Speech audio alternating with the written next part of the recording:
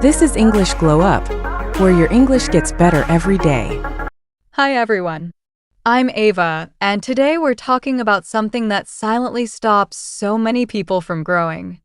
The fear of speaking English in public. Not the fear of not knowing enough words. Not the fear of grammar. The fear of being seen. The fear of being judged. The fear of making a mistake out loud.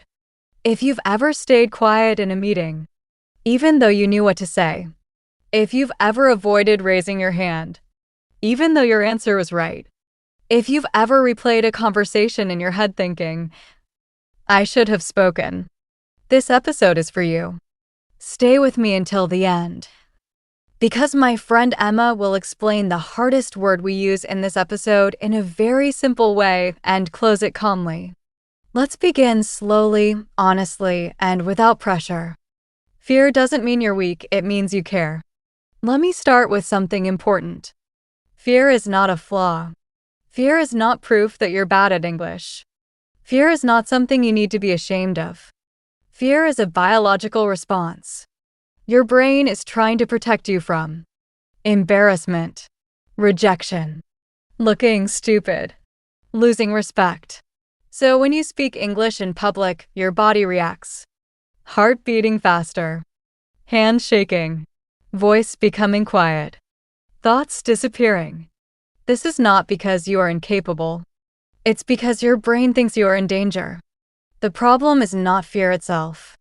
The problem is letting fear decide your actions. Fear should be a passenger, not the driver. The silence trap. Here's what usually happens. You're in a situation where you could speak English. You feel fear, so you stay silent.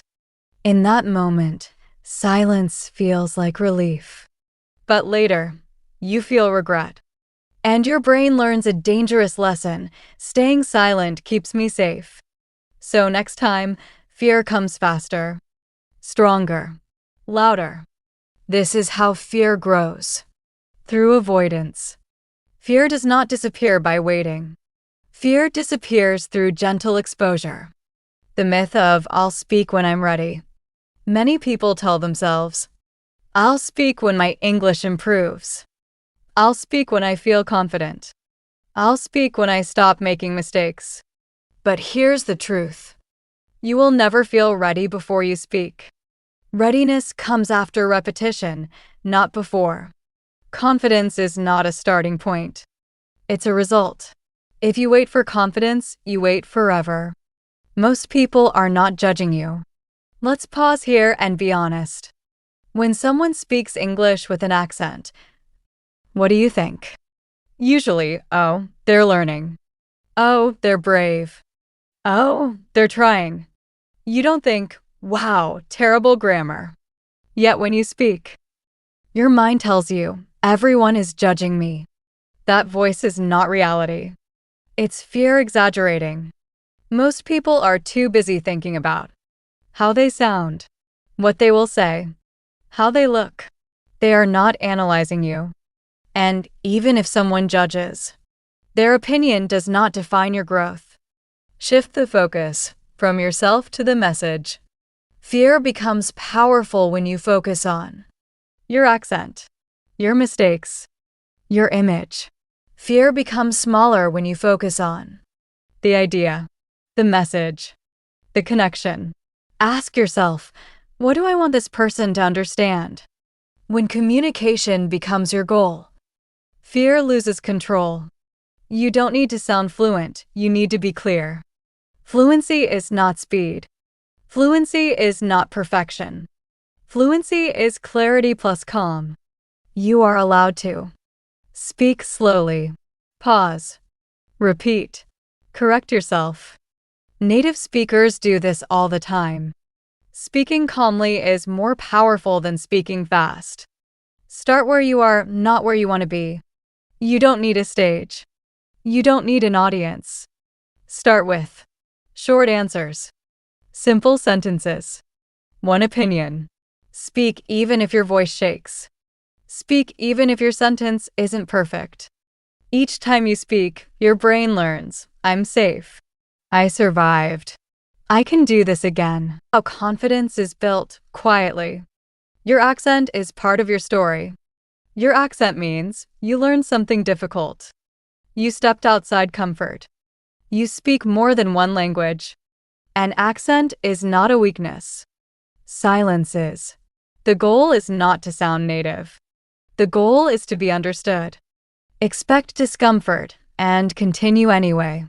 Some days, speaking will feel good. Some days, it will feel terrible. Both are normal. Progress is not emotional stability. Progress is continuation. If you wait to feel comfortable, you stop growing. Growth feels uncomfortable, but temporary. Regret feels quiet, but long. Replace avoidance with practice. Avoidance feels safe in the moment, but it strengthens fear. Practice feels uncomfortable in the moment, but it weakens fear. Choose discomfort that leads to freedom. Progress is invisible before it's obvious. You won't notice improvement every day.